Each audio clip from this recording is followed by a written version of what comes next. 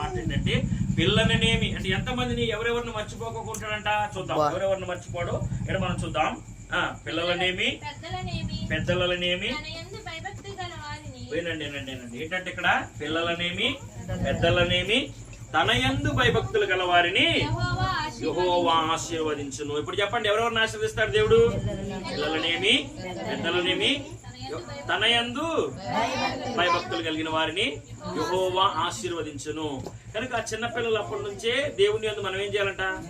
భయభక్తులు కలిగి ఉండాలి. సండే స్కూల్కి అందరూ ఇక్కడ ఉన్న వాళ్ళందరూ సండే స్కూల్కి హాజరవుతున్నారా? మరి అక్కడ చక్కగా దేవుని వాక్యం వింటున్నారు, చక్కగా చిన్నప్పటి నుంచి మరి చక్కని కథలు నేర్చుకుంటున్నారు, చక్కగా మరి మంచిగా పాటలు పాడుతున్నారు. అరుణ్ తేజ్ అయితే మంచిగా చర్చిలో పెద్దవాళ్ళ ప్రార్థనలు కూడా రొమ్మ కొడతాడు, వద్దన్నా కానీ కొడతాడు, పోటీ పడి కొడతాడు. మరి అంతటి దేవుడు మరి గణపరిచే కృపని చిన్నప్పటి నుంచే అరుణ్ తేజ్కి దేవుడు అనుగ్రహించాడు. కాబట్టి